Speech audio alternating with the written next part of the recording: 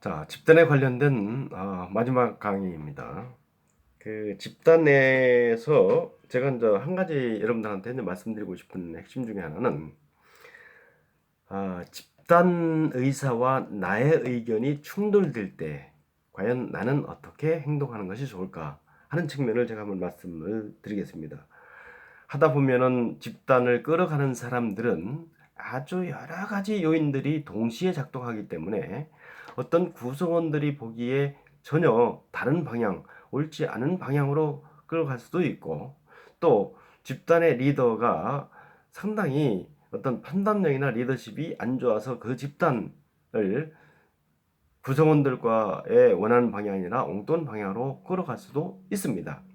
그때 집단의 의견과 나의 의견이 충돌될 때 과연 우리는 어떻게 그런 문제를 해결하면 좋을까 하는 부분을 제가 간단하게 말씀을 드리겠습니다. 그래서 일단 중요한 것은 과연 내가 보는 것이 옳은가, 내가 옳다고 생각하는 것, 이것은 혹시 편협된 생각은 아닌가 하는 것을 먼저 돌아보는 것이 전 중요하다고 생각을 합니다.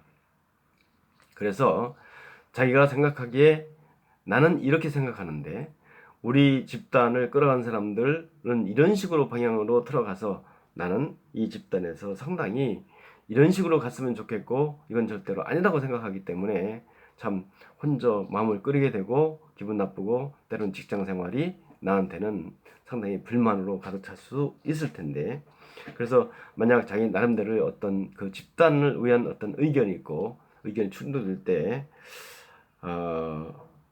중요한 것은 직장 외 상사나 아니면 자기 멘토나 이런 사람들하고 한번 상의를 한번 해보고 그들은 어떻게 생각하는지를 보고, 또 다른 사람들과도 일단은 의견을 나눠봄으로써 자기가 생각하는 것이 너무 편협하고 제한된 자기 경험 속에서 집단 전체를 바라보는 건 아닌가 하는 것을 먼저 체크하는 것, 전 그것이 이제 가장 중요하다는 생각이 들고요. 그 다음에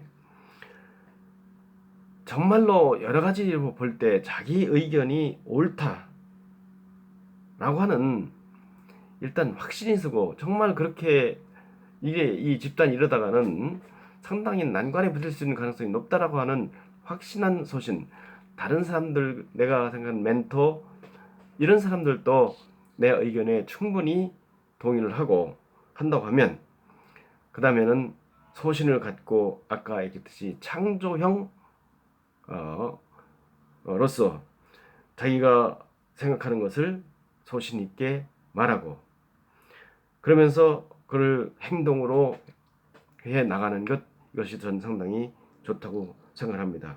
그래서 그러나 한 가지 중요한 것은 내가 옳다고 해서, 내가 아무리 옳다고 해서 그 집단의 방향을 바꿀 수 있는 것이 아니라 나와 뜻을 같이 하는 사람들이 많을 때 그 집단을 바꿀 수 있다는 것을 이해하시고 집단에 자기 뜻을 같이 하는 사람들을 자꾸 규합을 해서 그 의견이 핵심적인 의견이 될 수 있도록 자꾸 나아가는 것, 그것도 상당히 중요하고,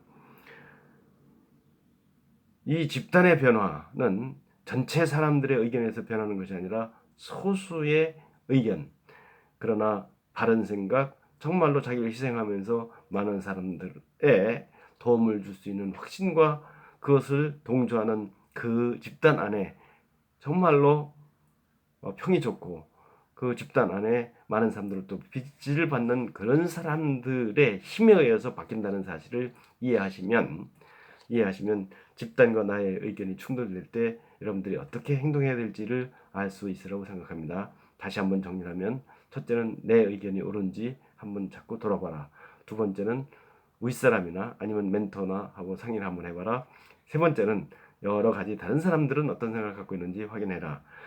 이런 과정을 통해서 그것이 확실하다고 하면 그런 행동하는 양심으로서 이야기를 하되, 그 여러분들과 같이 뜻을 같이 하는 사람들과 자꾸 규합을 해서 정말로 정식적인 루트를 통해서 그 문제를 제기해서 변화를 끝까지 끌어가는 그런 창조형의 관계 형성이 중요하다는 말씀을 드립니다.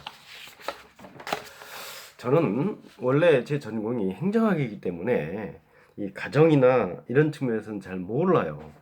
그래서 그 대신 우리가 이제 집단의 가장 기본적 단위 중에 하나가 이제 가정인데 요새는 뭐 가정에 관련된 여러 가지 이론이 많이 있습니다. 그런데 그런 이론은 저의 전공 영역이 아니기 때문에 그런 가족의 여러 행태나 이런 거에 대해서 이제 얘기하는 것보다는 가정이라고 하는 이 핵심적인 개념을 우리는 어떻게 이해해야 되는가 하는 것을 말씀을 드리면서 이 가정과 관련된 부분은 전 일단 그 부분에선 더 이상 제가 터치를 안 하려고 생각하는데, 이 가정은 뭐가 돼야 되냐면 정말로 안식처가 돼야 된다. 그래서 가족 구성원들이 함께 안식처로 만들어가는 노력, 이것이 정말로 바른 가정을 끌어가는 핵심적인 개념이 아닌가 하는 생각이 들어요. 혹시 여러분들 케렌시아라고 하는 것을 들어본 적 있는지 몰라요. 케렌시아는 뭐냐면 스페인에서 소가 투를 하는데, 정말 이 소가 그 광장에서 막 싸우고 막 칼에 찔리고 하는데, 항상 소는 한 장소에 가서 잠시 쉬었다가 또 다시 싸움으로 달려들고 하는 게 있는데, 그 엄청난 투쟁과 갈등과의 그 혼란 속에서 자기가 잠시 동안 쉬는 그것을 스페인어로 케렌시아라고 합니다. 우리가 인생을 살다 보면 이 사회에서 수없는 많은 풍파와 갈등과 여러 가지 정말 힘든 것들이 항상 많이 휘몰아치는데, 이 가정은 그 소가 그 싸우고 피 흘리고 하면서도 잠시 쉬어서 자기를 재충전하는 그 케렌시아처럼 이 가정도 여러분들의 케렌시아로 만들어 가야 된다. 케렌시아로 만들어가는 가장 핵심 중에 하나는, 우리는 가정에 자꾸 재판장을 만드는 경우가 많아요. 이 법정이란 뭐냐면 무엇이 옳은가 무엇이 그른가, 맨날 가족 식구들끼리 뭐 이거는 옳다 저거는 그렇다 그래서 이건 안 된다 된다 자꾸 따지는데, 아무리 옳고 그름이 판명이 된다 하더라도 그 옳고 그름을 가지고서 실질적으로 그 가정을 케렌시아로 만들 수는 없다. 케렌시아로 만들기 위해서는 뭐가 필요하냐? 수용해주고 용서해주고 사랑해주고 끌어안아주고, 설사 가족 구성원이 어떤 실수를 해서 살인을 저질렀다 하더라도 그 가정 안에서만큼은 편안하고 가정 구성원들의 이해와 지원으로 감사하고 좀 마음의 안정을 취할 수 있는 그런 케렌시아로 가정을 만들어야 된다 하는 것을 전 여러분들한테 꼭 강조하고 싶습니다. 그래서 가정이 케렌시아가 되기 위해서, 첫째, 법정을 두지 마라. 옳은가 그른가에 너무 집착하지 마라. 옳고 그름, 이걸 가지고서 가정을 정말로 안심 인형처로서 만들어갈 수 없다. 가정은 서로 이해하고 인정해주고 수용해주고 내가 힘이 돼주고, 그래서 이 가정의 지원, 이것이 사회에서 제가 지난 시간에 얘기했듯이 스트레스를 이겨내는 가장 원동력이 된다는 것을 잊지 말고, 서로가 그런 케렌시아, 가장 마음의 편한 안식처로 만들어갈 수 있도록 노력하는 것, 이것이 상당히 중요하다고 생각합니다. 그래서 애들도 가정 안에서는 가정이 엄마 아빠가 자꾸 비판하고 비난하고 꾸짖고 통제하고 하는 것이 아니라, 가정에서는 엄마 아빠가 이해하고 엄마 아빠가 내 편에 대해서 나를 포용해주고, 내가 설사 밖에 나가서 다른 애들한테는 무시당하지만 우리 집안에서만큼은 많은 구성원들이 아껴주고 수용해주고 용서해주고 보살펴주는 그런 케렌시아로서의 가정을 꾸밀 수 있도록 같이 노력을 하는 것이 중요하다는 말씀을 제가 드리고, 이 마지막으로 우리가 보는 사회에 관련된 부분인데, 그 사실은 이거 사회가 우리한테 엄청난 영향을 미칩니다. 그래서 저도 이제 외국 생활을 오래 했지만, 외국 생활을 하다 보면은 외국 어느 나라에서 왔느냐에 따라서 그 사람의 행태가 완전히 다르게 보이는 것은 왜냐하면 사회로 받은 영향 때문에 그렇습니다. 그런데 내가 사회로부터 그 많은 영향을 받지만 나도 사회로부터 많은 영향을 끼치고 있습니다. 우리는 사회란 무엇인가 하는 부분에 대해서 한번 깊이 있게 생각해 볼 필요가 있다고 생각합니다. 이 사회는 나를 성장하게 하는 곳, 내가 성장하고 내가 활동하고 하는 그 바탕, 가장 기본적인 나의 터전임, 그리고 내 조상부터, 그리고 내 미래의 내 자식들까지 자기의 꿈과 희망을 키워나갈 곳이 우리 사회입니다.